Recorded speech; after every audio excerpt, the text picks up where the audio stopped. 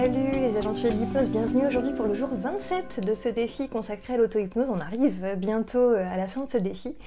Aujourd'hui, je vais vous parler de votre inconscient, cet ami qui vous veut du bien. On imagine trop souvent l'inconscient comme quelque chose d'assez obscur, on ne sait pas bien ce que c'est, on a du mal à l'identifier. Je vous renvoie, si vous voulez plus de détails, à l'article que j'avais écrit à ce sujet, Conscient et inconscient, Kezako. Je remettrai le lien en dessous de la vidéo. Pourquoi je vous parle de ça? On imagine souvent que, je sais pas, on a des réactions comme ça inconscientes et qu'on aimerait bien supprimer parce qu'on estime qu'elles ne nous conviennent pas, et ce qui en effet peut être le cas, mais on s'interroge moins souvent sur l'utilité de cela. Je m'explique. Je sais pas, vous avez une phobie par exemple des chiens. Voilà, vous êtes adulte, vous croisez, je sais pas, un tout petit Yorkshire dans la rue, vous allez changer de trottoir parce que ce chien vous effraie au possible, vous avez vraiment la phobie des chiens. Pourquoi ça? Vous allez vous dire, consciemment, je sais bien, en plus il est tenu en laisse, je sais bien qu'il va pas m'attaquer, puis même, quand bien même un petit Yorkshire m'attaquerait, enfin voilà, vous auriez vite fait de l'envoyer paître ailleurs. Mais pour autant, c'est plus fort que vous et vous n'arrivez pas à contrôler cette peur. Alors vous allez vous dire pourquoi j'ai cette peur inconsciente, parce que finalement ça remonte à votre inconscient.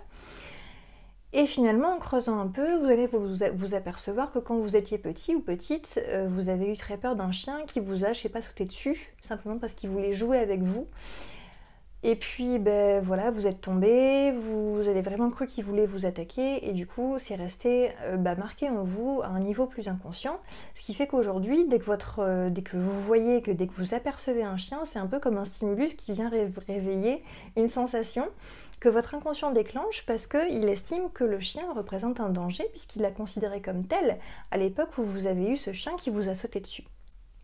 Sauf qu'aujourd'hui, c'est pas forcément le cas, c'est-à-dire qu'un chien en laisse qui passe à côté de vous ne représente pas de danger potentiel a priori. Et ça, votre inconscient ne l'a pas compris. Donc évidemment, il vous envoie des signaux comme ça que vous interprétez comme étant un danger imminent. Vous allez vous dire, ça m'empoisonne la vie, etc. Sauf que la seule intention de votre inconscient, c'est de vous protéger.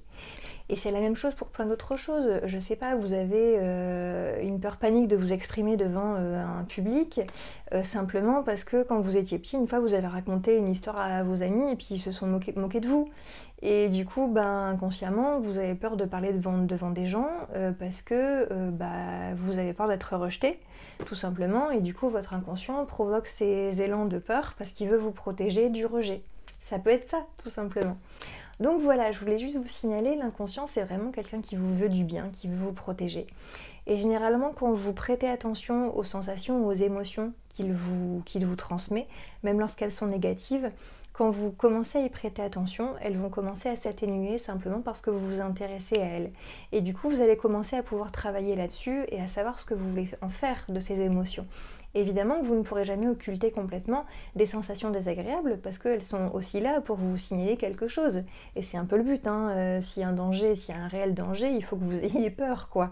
Et avant même que consciemment vous ayez réfléchi qu'il y a un danger, votre inconscient, il sait qu'il y a danger, il vous protège, et du coup, il vous protège en vous donnant l'instinct de courir pour vous échapper, ou quoi que ce soit d'autre. Voilà, donc je voulais juste faire un petit brief sur l'inconscient pour vous dire que toutes ces émotions inconscientes qui remontent à la surface et qui ne sont pas forcément toujours agréables sont là pour vous protéger et que votre inconscient vous veut du bien, tout simplement. Voilà, et écoutez, je vous laisse méditer là-dessus et je vous dis à demain pour la suite de ce défi consacré à l'auto-hypnose. Bonne journée à tous, salut!